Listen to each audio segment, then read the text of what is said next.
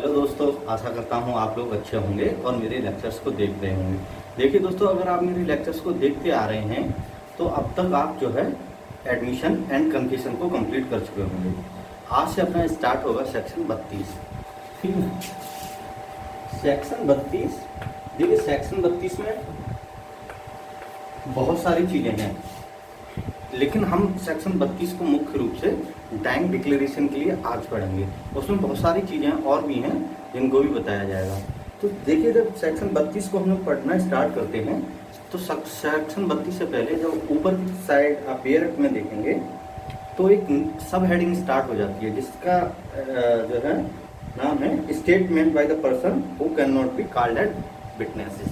देखिए ये सब हेडिंग स्टार्ट हो जाती है यहाँ से। ठीक है, उसका क्या है? Statement of the witnesses who can not be called as. Statement of the person होगा, statement of the person can not be called as witnesses. ठीक है, ये सब हेडिंग आपकी स्टार्ट हो जाती है, statement of the person who can not be called as witnesses. देखिए, तो इस हेडिंग के अंतर्गत हम जब देखेंगे तो सेक्शन 32 और सेक्शन 33 आएंगे। मतलब सेक्शन 32 और 33 में ऐसी सिचुएशंस आएंगी जिसमें किसी व्यक्ति को एज ए विटनेस नहीं बुलाया जा सकता। तो जब सेक्शन 32 पढ़ेंगे तो उसमें बताई गई हैं 4 कंडीशंस। ठीक है, सेक्शन जब 33 पढ़ेंगे तो उसमें 5 बताई गई, जब 33 पढ़ेंगे उसको तभी बताएंगे। तो सेक्शन 32 को जब पढ़ना स्टार्ट करते हैं तो सेक्शन 32 को जब पढ़ना स्टार्ट करते हैं तो उसमें 4 कंडीशंस बताई गई हैं। कौन कौन सी 4 कंडीशंस हैं? कि कोई भी आदमी जो है उसको अगर ये 4 कंडीशन में से कोई एक भी फुलफिल हो जाती है तो वो विटनेस के तौर पर नहीं आ पा रहा है। तब जो है जो सेक्शन 32 में और सारे जो है, देखिए सब क्लॉज 1 है 32 का, सब क्लॉज 2 है, सब क्लॉज 3 है, सब क्लॉज 4 है, 5, 6, 7, 8, ये 8 क्लॉजेस हैं। जब ये 4 कंडीशन सेक्शन 32 की जब पढ़ना स्टार्ट करते हैं तो उसमें 4 कंडीशंस लिखी हुई हैं। देखिए मैं बताता हूँ, पहले कौन सी कंडीशन है? Person is dead. ठीक है, और ठीक है दूसरी वाली हो जाएगी he can not be found. Third, he become incapable of giving evidences.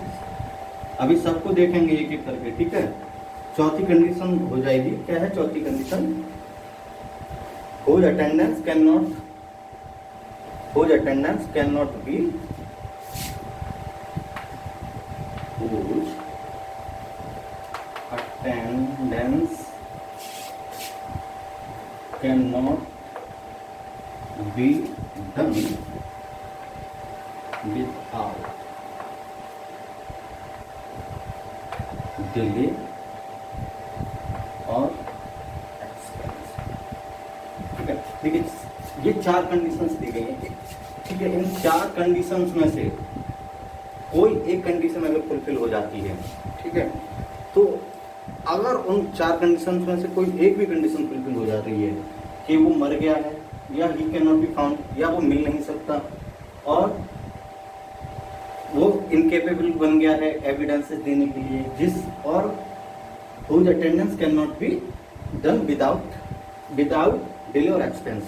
जिस आदमी ने स्टेटमेंट किया, ठीक है, और या तो वो मर गया या वो मिल नहीं रहा है या उसकी जो है इनकेपेबल हो गया एविडेंसेस देने के लिए, या उस कोर्ट को ऐसा लगता है कि अगर किसी व्यक्ति का इंतजार किया जाएगा तो केस में बहुत देरी हो जाएगी।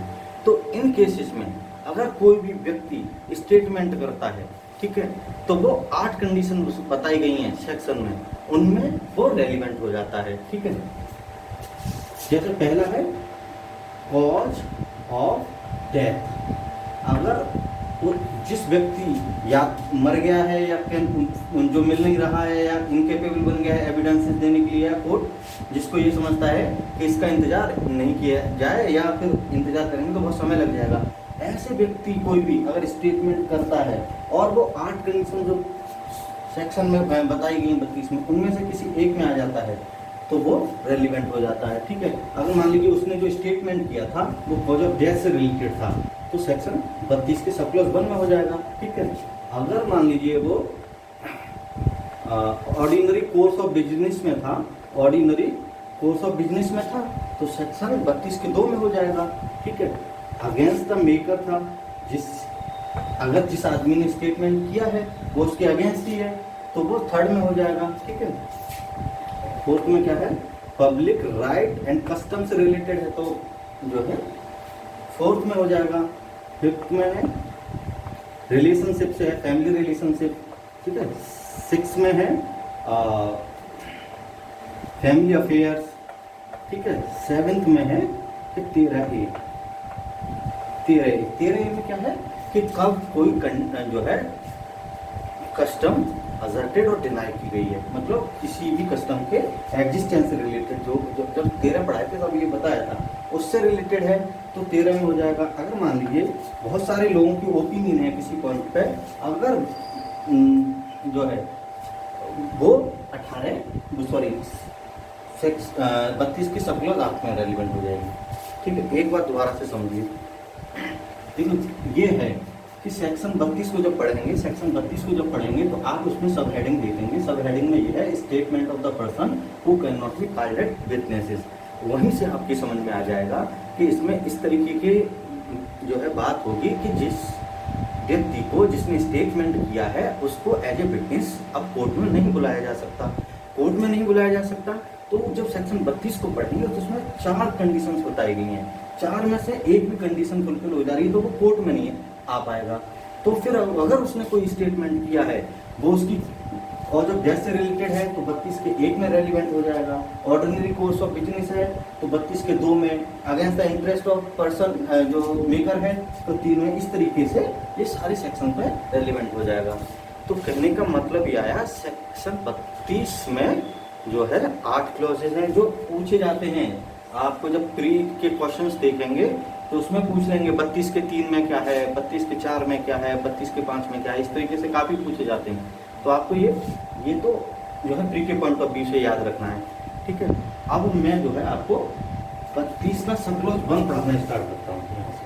32 का सब क्लॉज 1 जिसको ऑर्डिनरी भाषा में जो है टाइम डिक्लेरेशन भी कहते हैं, ठीक है दोस्तों।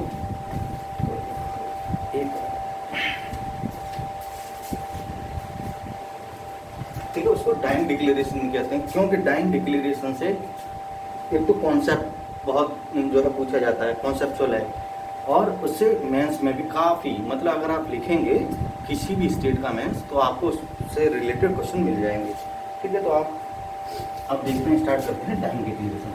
ये सारे पॉइंट्स बता देते हैं।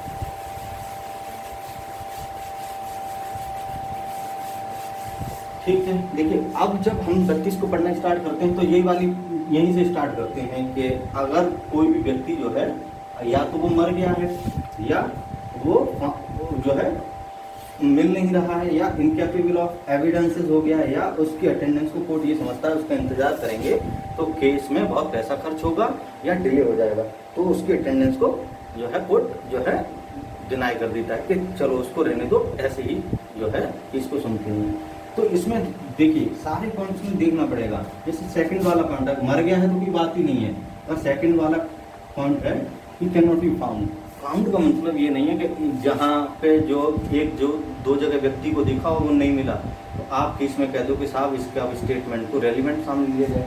वहाँ पे आपको प्रूफ करना पड़ जाएगा कि आपने जितने भी पॉसिबल एफर्ट्स है उसको खोजने के लिए सब लगा लिए हैं, अब वो नहीं आपको मिल रहा है, ठीक है, ये आपको प्रूव करनी पड़ेगी तभी, क्योंकि इन बहुत ही स्ट्रिक्ट हो जाता है इन सारी चीज़ों को प्रूव करना। दूसरा, इनकेपेबल ऑफ गिविंग एविडेंसेस, मान लीजिए पागल, दिवालिया या जो इंसान वगैरह हो जाता है तब हो जाती है। ये कंडीशन है फोर्थ वाली। अगर मान लीजिए किसी विदेश वगैरह में वो चला जाता है तो ये फोर्थ कंडीशन तब आ सकती है। ठीक है, अब देखिए जब सेक्शन 32 को पढ़ना स्टार्ट करते हैं, 32 का सब क्लॉज 1, जिसमें क्या है, जिसको डाइंग डिक्लेरेशन भी कहते हैं, क्योंकि अपना जो एक्ट है उसमें एज डाइंग डिक्लेरेशन वर्ड इस्तेमाल नहीं किया गया है। ठीक है, लेकिन जो इंग्लिश कॉन्सेप्ट है डाइंग डिक्लेरेशन का उससे मिलता जुलता है, तो इस वजह से मोटी भाषा में उसको भी डाइंग डिक्लेरेशन कह देते हैं। इसका डिफरेंस भी जब आप आगे पढ़ेंगे तो बताएंगे कि इसमें डाइंग डिक्लेरेशन में और सेक्शन 32 के सब क्लॉज 1 में क्या डिफरेंस है। ठीक है, ठीक है दोस्तों, देखिए जब सेक्शन 32 का सब क्लॉज 1 पढ़ना स्टार्ट करते हैं तो देखते हैं कि वो उसमें बताया गया है कि डाइंग डिक्लेरेशन, ठीक है, डाइंग डिक्लेरेशन क्या है, एक स्टेटमेंट है जो कि किसी व्यक्ति, कोई भी व्यक्ति की कॉज ऑफ डेथ से रिलेटेड होता है। ठीक है, डाइंग डिक्लेरेशन क्या है, एक स्टेटमेंट है जो किसी भी व्यक्ति के डेथ, कॉज ऑफ डेथ से रिलेटेड होता है, या any of the circumstances which resulted into death, या उन परिस्थितियों से रिलेटेड होता है जिनमें उसकी मृत्यु की गई है। ठीक है, जब और आगे बढ़ेंगे तो उसमें ये भी लिखा है, ये जरूरी नहीं है कि जिस समय कि आदमी जो स्टेटमेंट दे रहा है उसके दिमाग में इम्प्रेशन ऑफ डेथ हो, कि उसको ऐसा लगे कि अब मैं मरने वाला हूँ, तब वो डाइंग डिक्लेरेशन करे। ऐसा जरूरी नहीं है, उसके दिमाग में इस तरीके के इम्प्रेशन हो या ना हो। ठीक है, अगली बात आती है कि जो डाइंग डिक्लेरेशन है वो सिविल और क्रिमिनल दोनों केसेस में रेलिवेंट होता है।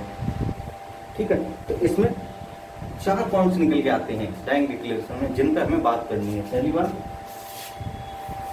Dying declaration is a statement relating to cause of his death. ठीक है, cause of his death, his. ठीक है, दूसरा निकल के आता है any of the circumstances which resulted into death। ठीक है, और तीसरा पॉइंट निकल के आता है expectation of death.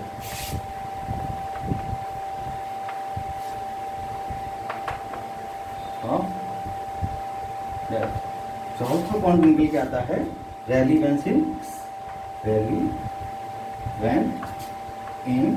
Civil and criminal cases. देखिए एक बार मैं दोबारा से बता देता हूँ, डाइंग डिक्लेरेशन क्या है कि एक स्टेटमेंट है जो किसी भी व्यक्ति की कॉज ऑफ डेथ से रिलेटेड होता है, या any of the circumstances which resulted into death, उससे रिलेटेड होता है। और जिस समय व्यक्ति स्टेटमेंट कर रहा है उस समय चाहे उसके दिमाग में इम्प्रेशन ऑफ डेथ हो या ना हो। ठीक है, चाहे ये बात सिविल केस में उठे या क्रिमिनल केस में उठे, दोनों केसेस में रेलिवेंट होगी। ठीक है, तो अब एक एक पॉइंट को फिर से जो है इसको और जो है सब डिवीजन करके जो है इलेबोरेट करते हैं। पहला ही पॉइंट करते हैं, dying declaration is a statement. ठीक है, अब देखिए स्टेटमेंट है तो आप इतना तो समझ रहे होंगे कि ये ओरल भी हो सकता है, डॉक्यूमेंट्री भी हो सकता है। तीसरी बात जो आपको जाननी है वो साइंस होता है, साइन के रूप में भी होता है, सिंबल के रूप में भी हो सकता है। ठीक है, इस पर अभी डिस्कस करेंगे। पहले ओरल वाला देखते हैं, ओरल कैसे हो सकता है। मान लीजिए कोई भी व्यक्ति ए ने बी पे असॉल्ट किया। ठीक है, बी घायल हो गया, बी ने कोई सी से स्टेटमेंट किया। ए ने बी पे असॉल्ट किया, बी घायल हो गया, और बी ने सी से कोई स्टेटमेंट किया कि ये बताया कि ए ने मुझे जो है मेरे ऊपर हमला किया था और इस वजह से मैं घायल हो गया। ठीक है, इस तरीके का बात बताता है, और बी बाद में मर जाता है। ठीक है, तो बी का जो स्टेटमेंट है, जो सी ने सुना, सी आके कोर्ट में एविडेंसेस देगा कि हाँ साहब, मेरी उपस्थिति में बी ने ये स्टेटमेंट बोला था कि मुझे, बी ने ये स्टेटमेंट बोला था कि मुझे ए ने जो है असॉल्ट किया था, और जिस वजह से मेरी ये इंजरी हुई है, और बाद में वो मर गया। तो ये स्टेटमेंट बी जो है सी जाके कोर्ट में देगा। तो इससे ठीक है, ये रेलिवेंट हो जाएगा। इससे एक और बात समझ में आई क्या, कि जो डाइंग डिक्लेरेशन है एक हियर से एविडेंस भी है। क्यों? क्योंकि अगर बी नहीं मरा होता तो बी को ही ये बात जो है कोर्ट में जाके प्रूव करनी होती। तो अब ये बात कौन प्रूव कर रहा है कोर्ट में जाके? सी। तो ये एक बात और क्लियर हो गई कि डाइंग डिक्लेरेशन क्या है, एक हियर से एविडेंस है।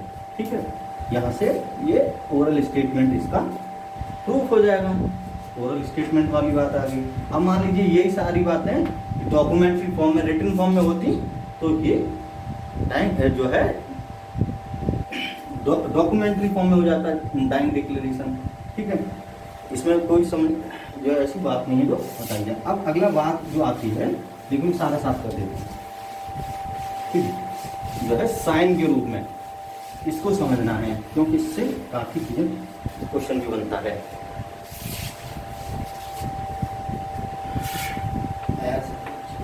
ठीक है, साइन के रूप में हो सकता है। तो इससे रिलेटेड एक केस लॉ है जो आपको याद रखना पड़ेगा। देखिए, केस का नाम है क्वीन वर्सेस अब्दुल्ला। 1885 का केस है। ठीक है, इस केस में क्या होता है, एक गर्ल होती है, उसका गला कट जाता है। तो जब उसको हॉस्पिटलाइज किया जाता है तो वही पुलिस वाले आ जाते हैं। तो पुलिस वाले उससे कुछ नाम पूछते हैं कि क्या तुम्हारा गला ए ने काटा है, बी ने काटा है, सी ने काटा है, इस तरीके से नाम पूछते हैं। तो वो सबका मना करती जाती है। लेकिन जब अब्दुल्ला का नाम बोला जाता है तो वो अपने सर को ऊपर नीचे हिलाती है कि हाँ अब्दुल्ला ने काटा, इस तरीके से करती है। क्या वो पुलिस वाला पूछता है क्या तुम्हारा गला अब्दुल्ला ने काटा है? तो वो लड़की कहती है हाँ मेरा अब्दुल्ला ने ही काटा है गला। जो ठीक है, तो जो बात ये आती है कि जो उसने अपने सर को अप डाउन हिलाया, क्या ये डाइंग डिक्लेरेशन हो सकता है? तो देखो मेजॉरिटी ओपिनियन यही थी कि हाँ डाइंग डिक्लेरेशन हो सकता है। ठीक है, मेजॉरिटी ओपिनियन, ठीक है, मेजॉरिटी ओपिनियन उसको डाइंग डिक्लेरेशन मानती है। लेकिन जो डिसेंडिंग ओपिनियन थी वो जस्टिस महमूद की थी। जस्टिस महमूद ये कहते हैं कि इसमें जो ये डाइंग डिक्लेरेशन नहीं होगा, लेकिन इसको हम सेक्शन 8 में कंडक्ट के लिए यूज कर सकते हैं। ठीक है, इस दोनों ही पॉइंट्स पर जो है क्वेश्चन पूछा जाता है। पहला क्वेश्चन ये पूछा जाएगा कि डाइंग डिक्लेरेशन साइंस के रूप में हो सकता है? तो आप कहेंगे बिल्कुल हो सकता है। आप जो है क्वीन वर्सेस अब्दुल्ला का जो है मेजॉरिटी ओपिनियन का देंगे। एक बार ये पूछा गया है, आप देखेंगे क्वेश्चन जो है कि जो केस है क्वीन वर्सेस अब्दुल्ला किस चीज़ से रिलेटेड है, उसमें डाइंग डिक्लेरेशन वाला ऑप्शन ही नहीं है।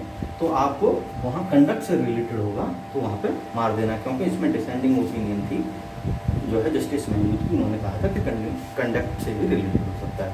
ठीक है, अगली बात देखिए, जो बेस्ट फॉर्म होती है डाइंग डिक्लेरेशन रिकॉर्ड करने की, वो ये है कि वो डाइंग डिक्लेरेशन को मजिस्ट्रेट रिकॉर्ड करे और क्वेश्चन आंसर की फॉर्म में रिकॉर्ड करे, तो वो सबसे अच्छी फॉर्म होती है। एज सच कोई फॉर्म तो डाइंग डिक्लेरेशन की इसमें बताई नहीं गई है कि किस फॉर्म में रिकॉर्ड किया जाएगा। ठीक है, लेकिन जो जिस डाइंग डिक्लेरेशन को मजिस्ट्रेट रिकॉर्ड करता है और वो क्वेश्चन आंसर की फॉर्म में है तो उसकी वैल्यू अधिक होती है। ठीक है दोस्तों, अगला पॉइंट आता है, देखिए दोस्तों, कि जो स्टेटमेंट है कॉज ऑफ हिज डेथ से रिलेटेड होना चाहिए। इस पॉइंट पे और बहस करेंगे, कॉज ऑफ हिज डेथ। ठीक है, दूसरा पहला ही बात ये आती है कॉज ऑफ हिज डेथ, उसकी खुद की डेथ से रिलेटेड होना चाहिए, ना कि किसी और की डेथ से रिलेटेड। मतलब मान लीजिए ए है, ए बोले कि देखिए मेरी डेथ तो नेचुरल, अपने स्टेटमेंट में बोल रहा है कि मेरी डेथ तो नेचुरल हुई है, लेकिन सी को डी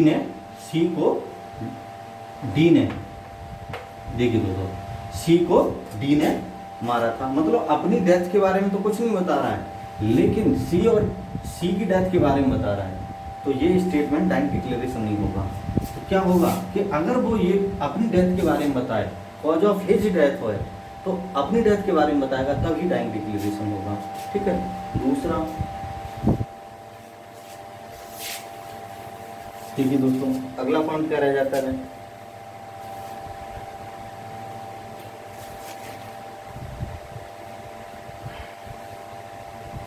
हाँ देखिए, मान लीजिए ए व्यक्ति है, इसको ए ने बी पे असॉल्ट किया, कॉज ऑफ डेथ वाले पॉइंट को अभी जो है देख रहे हैं। ए ने बी पे असॉल्ट किया और जिससे बी जो है घायल हो गया बहुत बुरी तरह। ठीक है। तो बी जब कोई स्टेटमेंट करता है, मान लीजिए सी से करता है, जो अभी वाला एग्जांपल है, तो अपनी डेथ के बारे में बताता है कि मुझे ए ने जो है, मेरे ऊपर ए ने हमला किया था जिससे मैं घायल हुआ हूँ, और बाद में जो है बी मर जाता है। जो सी को स्टेटमेंट किया है ये डाइंग डिक्लेरेशन हो जाएगा, क्योंकि इसने अपनी डेथ से रिलेटेड जो है, बी ने अपनी डेथ से रिलेटेड डाइंग डिक्लेरेशन किया है, किसी दूसरे की डेथ से रिलेटेड डाइंग डिक्लेरेशन नहीं किया है। ठीक है दोस्तों, अगर मान लीजिए ऐसा हो, ठीक है। दूसरा बात है इसी में कि जो इंजरी हुई है बी को, इसी में आगे बढ़ते हैं, जो इंजरी हुई है, जो बी को इंजरी हुई है, उसकी डेथ उसी इंजरी से होनी चाहिए, किसी और चीज से नहीं होनी चाहिए। किसी और चीज से होगी तो फिर वो डाइंग डिक्लेरेशन नहीं रहेगा। जैसे मान लीजिए ए ने बी पे, अगला एग्जांपल है ये, ठीक है। नेक्स्ट, मान लीजिए ए ने बी पे असॉल्ट किया, ठीक है, और बी हो गया घायल और उसको हॉस्पिटलाइज कर दिया गया, हॉस्पिटलाइज कर दिया गया। अब ये बी ठीक हो गया, ठीक है, ठीक हो गया, अपने घर ही जा रहा था और रास्ते में ले जाते समय उसका हो जाता है एक्सीडेंट, और उस एक्सीडेंट से मर जाता है।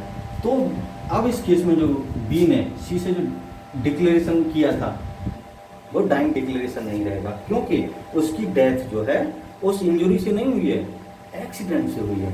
समझ में आ रहा है कि नहीं आ रहा है? तो जो कॉज ऑफ हिज डेथ से रिलेटेड होना चाहिए स्टेटमेंट। कॉज ऑफ डेथ क्या है? जो अपनी वो इंजरी वगैरह जो बता रहा है वो सी से डेथ होनी चाहिए, ठीक है। और क्या है, देखिए इस पर एक जो है पॉइंट है, काफी कंफ्यूजिंग है, लेकिन आपको बड़ा ध्यान से देखना पड़ेगा। देखिए, मान लीजिए एक गर्ल है, अगला एग्जांपल दे रहा हूँ, ध्यान रखिएगा, ठीक है। तीसरा एग्जांपल हो गया, एक गर्ल है, गर्ल, ठीक है, एक गर्ल है, इसका होता है रेप, ठीक है, रेप होता है। तो जो गर्ल है बताती है कि मेरा ए ने जो है रेप किया है, गर्ल बताती है ए ने रेप किया है, और कुछ दिनों बाद, मान लीजिए 20 डेज के बाद वो सुसाइड कर लेती है, ठीक है, सुसाइड कर लेती है। देखिए एक गर्ल है जिसका हुआ है रेप, और गर्ल जो है 20 दिनों बाद जो है सुसाइड कर लेती है। तो इसमें बात ये आ रही है कि जो गर्ल ने जो डाइंग डिक्लेरेशन किया है, मान लीजिए किसी से किया है, सी से किया है मान लीजिए, तो सी ने जो डाइंग डिक्लेरेशन किया है या जो नाम बताया है कि मेरा रेप जो है ए ने किया है, क्या ये स्टेटमेंट डाइंग डिक्लेरेशन हो सकता है या नहीं हो सकता है? देखिए आपको देखने पे लग रहा होगा कि हाँ डाइंग डिक्लेरेशन होगा, लेकिन इस तरीके के केसेस में क्या है कि क्या देखना होता है कि इसकी जो डेथ हुई है गर्ल की, उसके ऊपर जो रेप हुआ है उससे नहीं हुई है, उसके कोई और भी कारण हो सकते हैं जिसकी वजह से उसने फांसी लगाई है। ये चीज़ क्लियर नहीं है इसमें, तो इसमें ये जो है डाइंग डिक्लेरेशन नहीं होगा, ठीक है। लेकिन सुनिए, अगर ये ही केस ऐसा होता, देखिए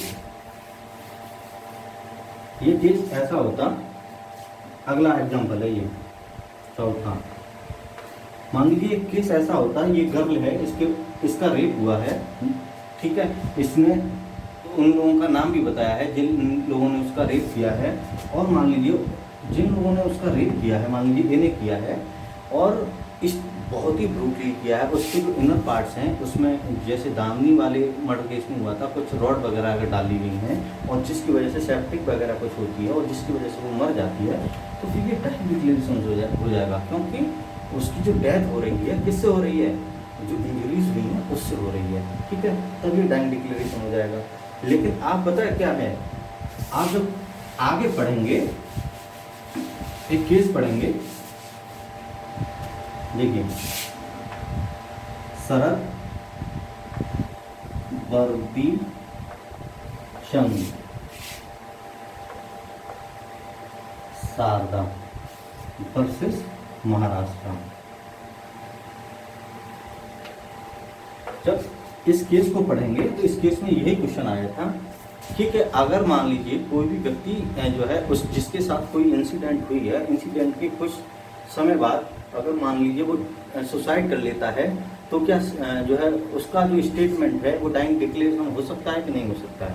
तो कोर्ट ने इसमें कहा था अगर वो सुसाइड भी कर लेता है तब भी डाइंग डिक्लेरेशन होगा।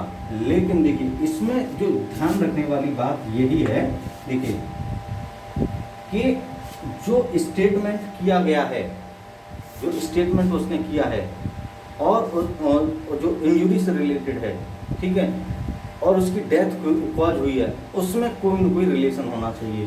क्योंकि आगे देखिए, क्योंकि जो एक्ट है उसमें ये नहीं बताया गया है, मान लीजिए स्टेटमेंट है, देखिए स्टेटमेंट और डेथ एक्ट में ये नहीं बताया गया है जब स्टेटमेंट और डेथ के बीच में कितना समय होना चाहिए, कोई टाइम लिमिट नहीं बताई गई है कि स्टेटमेंट और डेथ के बीच में कितना समय होना चाहिए तब वो कोई भी स्टेटमेंट रेलिवेंट होगा। लेकिन जो जरूरी चीज़ क्या है, जब स्टेटमेंट और डेथ के बीच में रिलेशनशिप होना चाहिए, चाहे वो रिलेशन रिमोट हो या जो है प्रॉक्सिमेट हो, जो है, लेकिन रिलेशन होना चाहिए। अगर रिलेशन नहीं है तब नहीं होगा। देखिए ठीक है, मैंने अभी इस केस का बताया था। तो जो डॉरी रिलेटेड केसेस होते हैं, डॉरी रिलेटेड जो केसेस होते हैं उसमें क्या है, जो अगर मान लीजिए जो है उसमें अगर ये बात उठती है, जब आप देखेंगे डॉरी रिलेटेड जो केस होंगे उसमें उसको डाइंग डिक्लेरेशन माना जा रहा है कि मान लीजिए, देखिए मैं बताता हूँ, मान लीजिए जो है एक वाइफ है, एक जो है एक वाइफ है किसी की, और उसके जो है ससुराल वाले उससे जो है डॉरी से रिलेटेड डिमांड करते हैं, और डॉरी से रिलेटेड डिमांड करते हैं तो वो इस बात की खबर जो है अपने रिलेटिव्स को लेटर के थ्रू देती है कि ये डॉरी की डिमांड करते हैं मुझसे और मुझे मारते हैं, पीटते हैं, इस तरीके की वो सबको लेटर भेजती है। और मान लीजिए 1 मंथ बाद ही वो सुसाइड कर लेती है। तो इस केस में ये डाइंग डिक्लेरेशन हो जाएगा जो उसने लेटर्स लिखे हैं। मान लीजिए सेम केस है, ठीक है, उससे जो है सेम केस है, उसमें डॉरी की डिमांड करते हैं उसके जो है ससुराल वाले, और वो अपने जो है फैमिली के मेंबर्स को ये सारी बातें लेटर के थ्रू बताती है। और मान लीजिए 6 महीने बाद मरती है, लास्ट लेटर उसने भेजा और उसके 6 महीने बाद मर रही है, तो फिर इसमें जो है ये उसमें उसकी डेथ में और क्या कहते हैं, उसकी डेथ में और स्टेटमेंट में जो रिलेशन है ये प्रूव करना बड़ा जो है कठिन हो जाएगा। तो इस केस में उसका जो है डाइंग डिक्लेरेशन नहीं होगा। तो इस बात को आपको ध्यान रखना है कि जो स्टेटमेंट है और जो डेथ है उसमें जो है रिलेशनशिप होना बहुत ज़रूरी है। अगर रिलेशनशिप नहीं है तो डाइंग डिक्लेरेशन नहीं होगा। रिलेशनशिप क्या है, जो अपनी कॉज ऑफ डेथ या इंजरीज के बारे में बताए। ये जो डॉरी रिलेटेड केसेस होते हैं इसमें वो अपनी मेंटल जो इंजरी होती है उसके बारे में बता रही होती है इनडायरेक्टली, मुझे इस तरीके से हरास किया जा रहा है, तो इस केस में रेलिवेंट हो जाता है। लेकिन अगर बहुत समय व्यतीत हो जाए तो उसमें ये नहीं रेलिवेंट होता। ठीक है दोस्तों, इस पॉइंट को आप जो है देखिएगा और ढंग से। अगला पॉइंट आता है, देखिए दोस्तों, जिस पर हमको बात करनी है, any of the circumstances which resulted into that. इस पर भी काफी बहस है। Any of the circumstances which resulted into death. देखिए इसमें क्या है, इसमें क्या होता है कि आदमी जो होता है, जो स्टेटमेंट करने वाला है, एज सच किसी का नाम नहीं लेता, वो सिर्फ जो है उस केस की जो है सर्कमस्टेंसेस को ही बताता है। तो क्या वो सर्कमस्टेंसेस टाइम डिक्लेरेशन हो सकती हैं या नहीं हो सकती हैं? तो ये जो सबसे पहले ये एक बात उठी थी पकला नारायण स्वामी वर्सेस एम्परर की केस में। देखिए ये बहुत रेलिवेंट केस है, आपने ये कन्फेशन में भी पढ़ा होगा, पकला नारायण स्वामी वर्सेस एम्परर। ठीक है, पकला नारायण स्वामी वर्सेस एम्परर। इस केस में क्या होता है, इस केस के पहले फैक्ट समझते हैं फिर सारी चीजें समझेंगे। देखिए इस केस में क्या होता है, ए होता है और उसकी एक वाइफ होती है और इधर होता है डिसीज।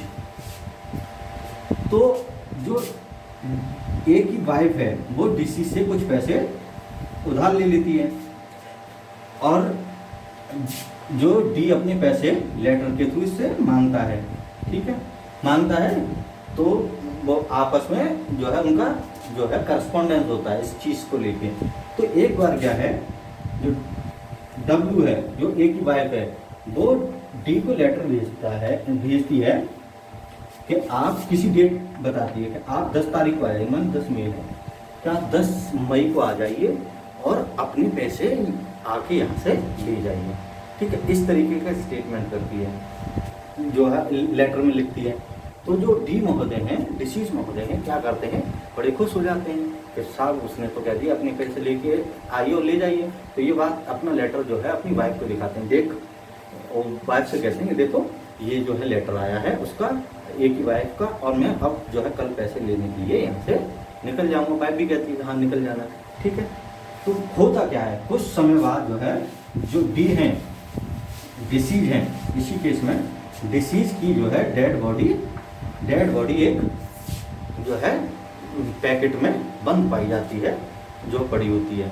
तो इस केस में जो है क्वेश्चन ये उठता है कि जो डी ने जो अपनी वाइफ को बताया था कि मैं जो है एक की वाइफ या एक के घर जा रहा हूँ पैसे लेने के लिए, क्या ये टाइम डिक्लेरेशन हो सकता है या नहीं हो सकता है।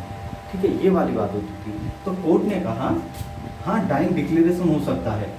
क्यों हो सकता है, क्योंकि जब इन्वेस्टिगेशन हुई थी तो उसमें और भी सारी चीज़ें प्रूफ हो गई थी। क्या क्या और चीज़ें प्रूफ हो गई थी, जो ए के या डब्ल्यू या कुछ भी करें, ए की वाइफ के घर से क्या क्या मिला था। मान लीजिए जो शर्ट थी जिस पे डी का ब्लड लगा हुआ था वो शर्ट मिलती है, और जो पैकेट में जो उसकी जिस पैकेट में उसकी जो है डेड बॉडी पाई गई थी वो पैकेट जिससे खरीदा था उसका भी स्टेटमेंट आ जाता है, और उस पैकेट को वो जब कहीं फेंकने के लिए ले जा रहे थे उसको भी लोग देख लेते हैं, उनका भी स्टेटमेंट आ जाता है। जब इन सारी परिस्थितियों को मतलब सर्कमस्टेंसेस को जब देखा जाता है तो ये समझ में आता है कि जो परिस्थितियाँ वो जो ए ने बताई हैं वो उसकी डेथ से ही रिलेटेड है। मतलब जो सर्कमस्टेंसेस बताई गई थी वही टाइम डिक्लेरेशन हो जाती है। ध्यान रखना दोस्तों, ठीक है, ये बहुत ही रेलिवेंट केस है। अगर आप एक बार अपनी किताब से भी देख सकते हैं, मैंने जो आपको फैक्ट बताए सेम टू सेम यही है उसमें। ठीक है, अब आपकी समझ में दोस्तों इतना आ गया कि कोई भी सर्कमस्टेंसेस भी जो है अगर वो प्रूफ हो जाती हैं सही हैं तो वो भी जो है टाइम डिक्लेरेशन हो सकती हैं। ठीक है दोस्तों, अगली बात क्या आती है दोस्तों, अब इसमें अगली बात आती है एक्सपेक्टेशन ऑफ डेथ। ठीक है,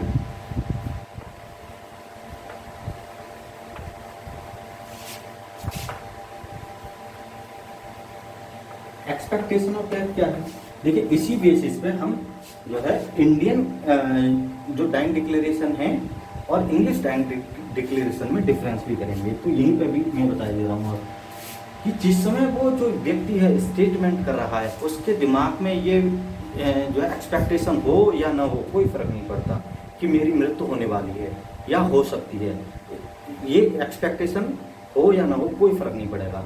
अगर उसने स्टेटमेंट किया है तो वो और उसकी बाद में जो है डेथ हो जाती है और वो जो सर्कमस्टेंसेस उससे मिल जाती हैं तो वो सर्कमस्टेंसेस भी जो है टाइम डिक्लेरेशन हो सकती हैं, चाहे एक्सपेक्टेशन और डेथ हो या ना हो। और इंग्लिश केस में, इंग्लिश लॉ में ऐसा होता है कि जिस समय आदमी स्टेटमेंट करेगा उस समय उसके दिमाग में जो है एक्सपेक्टेशन ऑफ डेथ होना बहुत ज़रूरी है कि जिस समय वो स्टेटमेंट करे उस समय उसे ऐसा लगना चाहिए कि मेरी मृत्यु होने की वाली है। ठीक है, ये है। दूसरा आता है सिविल ऑफ जो relevancy in civil and criminal cases. ठीक है, जो अगर मान लीजिए किसी भी आदमी की मृत्यु जो है सिविल केस में अगर बात उठती है उसकी, तो वो सिविल केस में भी रेलिवेंट होगा जो स्टेटमेंट है। अगर क्रिमिनल में उठती है उसकी बात जो है डेथ की बात, तो वो क्रिमिनल में भी रेलिवेंट होगा। मतलब किसी भी तरीके की प्रोसीडिंग होगी उसमें उसका स्टेटमेंट रेलिवेंट होगा। ठीक है दोस्तों, अब एक बात आती है, देखिए दोस्तों, जो जिसने स्टेटमेंट किया है, मान लो टाइम डिक्लेरेशन जो किया था और वो नहीं मरता, तब क्या होगा? ठीक है, मान लीजिए व्हेन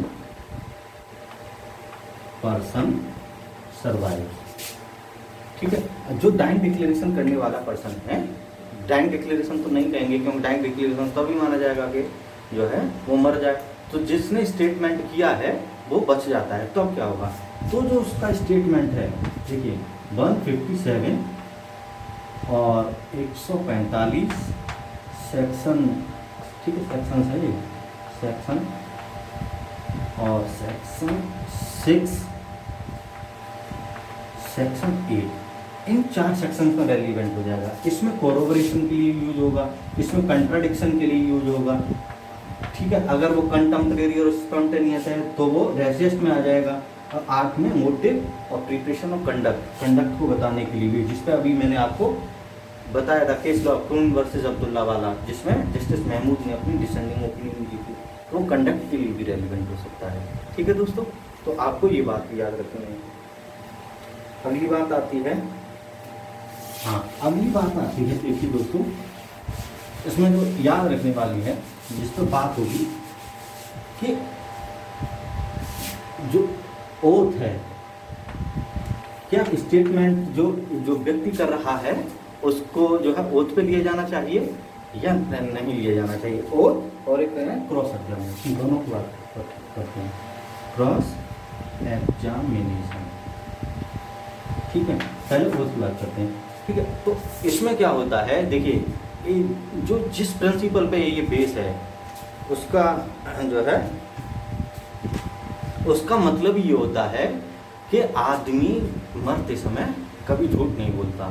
तो अगर वो झूठ नहीं बोलता तो फिर उसे ओथ दिलाने की क्या ज़रूरत है?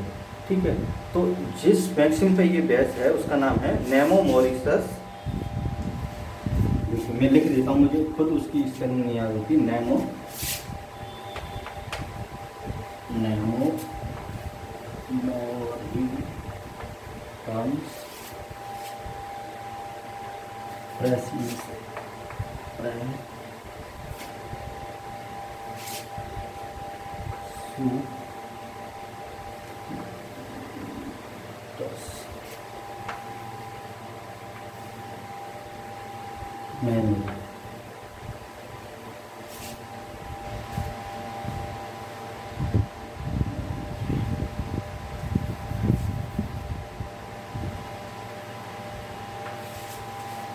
नेमो मॉरिसस प्रीसीमियस मैनरे, इसको नेमो मॉरिसस प्रीसीमियस मैनरे इसको पढ़ते हैं। इसका मतलब होता है no one at the time of his death tell the lie. मतलब इस जो है कोई भी व्यक्ति मरते समय झूठ नहीं बोलता। ठीक है, ये ठीक है, एक मैक्सिम है। एक और मैक्सिम है जिसका मतलब होता है no person want his maker, no person want his maker to meet having like in his mouth. ठीक है, कोई भी व्यक्ति मरते समय अपने मुंह में झूठ लेके मरना नहीं चाहेगा जब वो अपने भगवान से मिलना चाहे। तो इस मैक्सिम पर बेस है, मतलब इस प्रिंसिपल पर बेस है ये सेक्शन। तो इसमें फिर ओथ की जरूरत नहीं रह जाती। ठीक है, अब आती है क्रॉस एग्जामिनेशन की बात। मान लीजिए मैंने आपको भी बताया था, क्रॉस मान लीजिए वो ओरल स्टेटमेंट है जो उसने ओरली किया है। मान लीजिए बी जो डी है, डिसीज ने किसी सी से किया है, ठीक है, डिसीज ने किसी सी से स्टेटमेंट किया था, सी आपके स्टेटमेंट को जो कोर्ट में बताता है, तो यहाँ पे क्रॉस एग्जामिनेशन होना किसका चाहिए, डी का, लेकिन डी तो मर चुका है, डी का क्रॉस एग्जामिनेशन नहीं हो सकता, और सी क्लियर से एविडेंस है, तो उसका क्रॉस एग्जामिनेशन करने से कोई फायदा नहीं, वो तो बता देगा मुझे तो डी ने ऐसा ही ऐसा कहा था, मैंने जो आपको बताया है, ठीक है, तो इसमें क्रॉस एग्जामिनेशन की भी जरूरत नहीं रहती है, ठीक है दोस्तों। देखिए दोस्तों, अगली बात आती है जो पढ़ने वाली है कि इंडियन डाइंग डिक्लेरेशन और इंग्लिश डाइंग डिक्लेरेशन में अंतर क्या है। डिफरेंस ऐसे ही लिखेंगे, Indian dying declaration and English dying declaration, ठीक है। मैंने आपको पहले ही बता दिया है, जो इंडियन डाइंग डिक्लेरेशन है ऐसा उसमें इस्तेमाल नहीं किया गया है वर्ड, उसको जो है 32 के सब क्लॉज 1 में ही बताया गया है, ठीक है। और इंग्लिश डाइंग डिक्लेरेशन है, जो डिक्लेरेशन है बेसिकली वो इंग्लिश डाइंग डिक्लेरेशन जिससे ये मेल खाता है, ठीक है, तो आप ऐसे भी लिख सकते हैं। तो पहला क्या है डिफरेंस, पहला ये है जो इंडियन डाइंग डिक्लेरेशन है वो सिविल और क्रिमिनल दोनों केसेस में रेलिवेंट होता है, और इंग्लिश डाइंग डिक्लेरेशन सिर्फ क्रिमिनल केसेस में रेलिवेंट होता है, ठीक है। दूसरी बात, जो एक्सपेक्टेशन ऑफ डेथ है, जिस समय व्यक्ति की जो है स्टेटमेंट कर रहा है इंडियन डाइंग डिक्लेरेशन में, ये जरूरी नहीं है कि उसके दिमाग में एक्सपेक्टेशन ऑफ डेथ ये डर हो या ना हो, ठीक है। अगर उसके दिमाग में एक्सपेक्टेशन ऑफ डेथ नहीं भी है तब भी जो है उसका स्टेटमेंट रेलिवेंट समझा जाता है, लेकिन इंग्लिश डाइंग डिक्लेरेशन में नहीं, ऐसा नहीं होता, उसमें एक्सपेक्टेशन ऑफ डेथ बहुत ज़रूरी है। मतलब जिस समय वो स्टेटमेंट कर रहा है उस समय उसके दिमाग में ये इंप्रेशन होना चाहिए कि मेरी डेथ जो है हो सकती है, ठीक है। तीसरा पॉइंट ये है, जो इंडियन डाइंग डिक्लेरेशन है, चाहे देखिए कोई होमिसाइड हो या सुसाइड हो, मैंने आपको भी होमिसाइड हो या सुसाइड हो दोनों केसेस में रेलिवेंट होता है, और ये सिर्फ होमिसाइड या मैनस्लॉटर में जो है रेलिवेंट होता है, ये आपको ध्यान रखना है। पहला सिविल जो इंडियन है वो सिविल क्रिमिनल दोनों में होता है, ये सिर्फ सिविल वो क्रिमिनल में होता है, इसमें एक्सपेक्टेशन ऑफ डेथ होना जरूरी नहीं है, इसमें एक्सपेक्टेशन ऑफ डेथ होना बहुत जरूरी है। इधर होमिसाइड और सुसाइड वाले केसेस दोनों में होता है, इसमें होमिसाइड या मैनस्लॉटर के केसेस में होता है, ठीक है दोस्तों। देखिए दोस्तों, ये तो हो गया डाइंग डिक्लेरेशन से रिलेटेड जो पॉइंट्स हैं सारे। इसके अलावा भी डाइंग डिक्लेरेशन में जो कुछ इस तरीके के क्वेश्चन पूछे जाते हैं कि उससे रिलेटेड जो है केस लॉज वगैरह बहुत पूछे जाते हैं, तो इससे रिलेटेड जो केस लॉज हैं आपको मालूम होना चाहिए। देखिए कुछ केस लॉज में बताए दे रहा हूँ। देखिए एक केस है कौशल राव, अगर इनको आप जो है डीप में पढ़ना चाहें तो पढ़ लें, ठीक है। Kaushal Rao versus state of Bombay, ठीक है। दूसरा है रतन गौंड, आर वर्सेस रतन गौंड, दूसरा केस। ये आपको ये मालूम होना चाहिए कि ये केसेस डाइंग डिक्लेरेशन से रिलेटेड है, ठीक है। तीसरा है स्टेट वर्सेस पार्थू, ये पूछे गए केसेस हैं सारे। चौथा है पानी वैन वर्सेस स्टेट। और जो मैंने अभी आपको जो बताए थे, जो पूरे समझाए वो केसेस, और ये 4 केसेस आपको मालूम होना चाहिए, ये काफ़ी पूछे जाते हैं। ये केसेस डाइंग डिक्लेरेशन से रिलेटेड है, ये आपको एकदम मालूम होना चाहिए, ठीक है दोस्तों। आज मैंने आपको डाइंग डिक्लेरेशन पूरी तरह बता दिया। इसके जो अदर चीज़ें हैं जो है अभी कितने पॉइंट, इसमें 7 पॉइंट्स और बताने के लिए रह गए, उनको मैं अगले लेक्चर में बताऊंगा। ठीक है, अगर आपको फिर भी कोई बात समझ में ना आई हो या आपको किसी चीज़ पे कोई मतलब क्वेरी हो, आप मुझे कमेंट करके बता सकते हैं। धन्यवाद।